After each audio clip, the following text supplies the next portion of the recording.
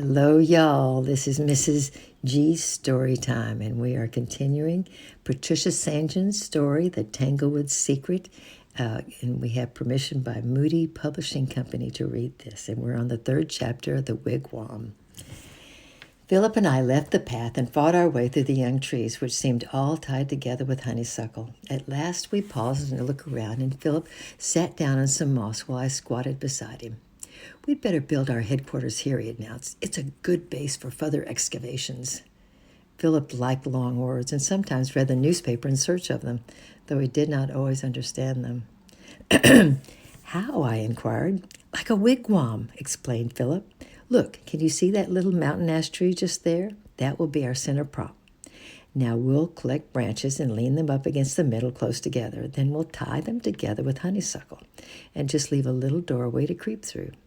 We'll have a floor of dead bracken and moss. Now, bracken is a type of moss. It's very soft and comfortable. It will be almost like building a nest. And then at the back, we'll dig a hole and line it with sticks and stones.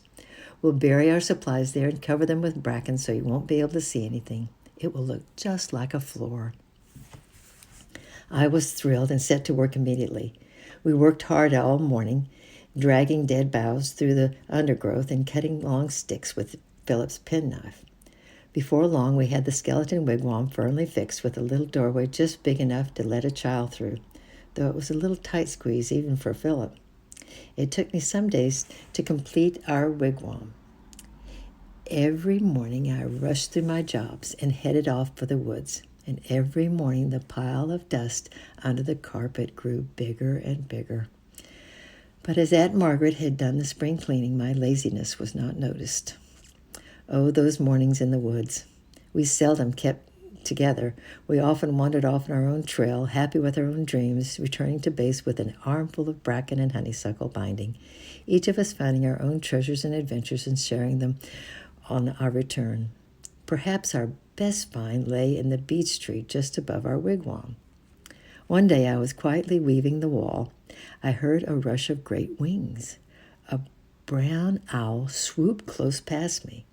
I was up the trunk in an instant like an excited squirrel, pulling myself from branch to branch, searching every hollow and crevice for the nest. My search was rewarded, for there in the topmost fork of the tree, cradled in a straw and fluffy brown feathers, lay one pure white egg, still warm from its mother laying on it.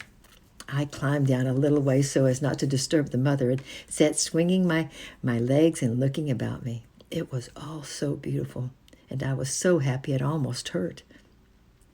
Then I saw Philip, looking very small, moving slowly through the trees, his arms full of bracken. "Phil," I called, "come up here." He was up in a minute, and together we gazed in a deep delight at that pure, precious thing. And then we caught sight of the mother sitting in the beech tree, snapping her yellow eyes angrily, and we thought we had better get down. Immediately she spread her great brown wings and dropped onto her nest. We slid down and discussed baby owls laying on our tummy in the wigwam. Everything went well for a week, and Aunt Margaret seemed happy enough to let us go our own way. If ever I noticed her looking tired or overworked, I told myself it was not my business. My holidays were my own, and I was going to spend them how I pleased. In any case, I wasn't very good at housework. And so it was rather annoying to me one morning when my aunt stopped me, just as I was tearing out of the house, and asked me where I was going. "Out with Philip," I answered, wiggling as she held me. "I've done my job. Honestly, I have, Aunt Margaret. Please let me go. Philip's waiting for me." "Well," replied my aunt quietly, "Philip must be content to go alone this morning. I need you, Ruth. I have a big wash this morning, and you can help me. It's time you did a lot more than you do." I kicked the ground and looked about as miserable as possible for a child to look. "But I especially wanted to go today," I whined. "Well, you can do what someone else wants you to for a change," she replied. "And if you can't do it, as you're told cheerfully, you can stay in the afternoon as well. You're getting more lazy and selfish every day, and the sooner you change your ways, the better." She marched off to the kitchen and I followed, scuffing my feet, scowling, and I was furious. Why, that owl egg might hatch today and I would miss it. It wasn't fair. I hated Aunt Margaret at that moment, and I made up my mind I wasn't going to help her, and I'd be as naughty as I could, and then she'd be sorry she ever asked me to stay. My thoughts were interrupted by the back door being flung open and Philip's head appearing. He had been working for Uncle Peter in the garden, and he looked rather hot and untidy. "Coming, Ruth?" he asked eagerly. "No, she's not coming," replied my aunt. "She's going to make herself useful for a change. You run and play by yourself this morning, Philip. Ruth can join you this afternoon, if she behaves herself." We both had a miserable morning. I sighed and yawned and scuffled. I kicked the furniture, scowled at my aunt's back, but she was working hard at the washboard and pretended not to notice. She often pretended not to notice my tempers, and nothing annoyed me more. What was the good of being sulky when she would not even look at me? I grew crosser and crosser. She noticed me all right in the end, however, because she told me to carry out a basket of clean handkerchiefs and hang them on the line. I did not really mean to drop them, but I was so busy slamming the back door, rattling the clothes pegs, that the basket slipped from my hands and all the handkerchiefs were scattered in the yard. Oh, it had rained in the night and the yard was muddy. Oh, my aunt was very angry indeed. I think she could have spanked me at that moment if she could have. She told me the truth about myself in a furious voice. She said I could go now, as I was more trouble than I was worth on a busy morning. But for a whole week, I was to stay in every morning and work in the house. And by the end of that time, she hoped that I would have learned how to be a little less clumsy. She spoke about my selfishness and what a disappointment I should be to my mother. Then she took the basket of muddy handkerchiefs out of my hands, and I went into the house. I stomped my feet, gulped back my tears, marched out of the gate with my head in the air. I had lost my mornings for a week, and there was an hour left before dinner. I would go meet Philip and walk home with him. It was a very quiet morning, cloudy and hazy and warm after rain. All the world smelled sweet and fresh. Flowers lifted their heads again, and birds sang happily, and I felt strangely out of place with my ugly, angry thoughts and my tear-stained face. So much so that I even stopped to think about it and looked about me. There were the trees, peacefully doing their work, each leaf unfolding perfectly. I couldn't have put it into words at the time, but that peace seemed to come inside me for a few minutes, and I stood thinking how perfect life would be if only I could be good.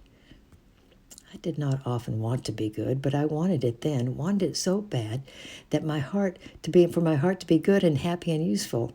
I even clasped my hands together and spoke out loud because I wanted it so badly. "I want to be good," I whispered. "I don't want to lose my temper and be selfish. Why can't I be good?" But my words seemed to float away into empty air, for I knew nothing of Jesus, the one who longs to help and change me. To me, he was nothing more than a person who had lived long ago, and I shrugged my shoulders and went on. "I shall never be," I muttered. "I shall always be horrid and cross, and nobody will ever like me." I met Philip jumping about with joy. He did not seem to miss me at all. "I watched the egg hatch," he announced. "I went up and she flew off. When I looked, the shell was cracked and I could see the skin inside heaving up and down. I dared stay in case it got cold and the owlet died. She's back now, brooding over it. But I shouldn't go up if I were you, because she might peck you." There wasn't time to go up in any case, as it was time to go home to dinner. On the way, I told Philip my terrible morning. He was comforting and said how sorry he was, and I felt better, even though I knew perfectly well that I deserved no sympathy. Then, in his own thoughtful way, he stopped talking about the mornings, and we spent the rest of our walk home planning the afternoons. Chapter 4. And the title is Terry. It was only 3 days later that we had our first adventure and made a new friend. And this is how it happened. The wigwam was well and truly finished, and as cozy as a little house as anyone could wish for, with its secret hiding place where we hid our tea and other belongings when we were exploring. the owlet was growing. He now looked like a ball of soft gray cotton wool with a hooked beak and round yellow eyes, and he didn't seem to mind us holding him in our hands. The afternoon about which I'm going to write was bright and windy. Excuse me. The wind was behind us, blowing strongly from the hills. We had been caught up in it and had run all the way. Being carried along like that made us laugh, and we reached the wigwam quite breathless with running and laughter and ready to fling ourselves down on the mossy floor and get our breath back in the cool, dark shade of the walls. So it was quite a shock to me when Philip, who had dived halfway through the entrance, suddenly backed out. His eyes were wide with astonishment, and he whispered dramatically, "The wigwam is occupied." Oh, I think we may wait until tomorrow to find out what the wigwam has in it that Philip was so afraid of. So we'll be back tomorrow to hear that. I love you all. Be praying for you too. Bye-bye for now. Till tomorrow.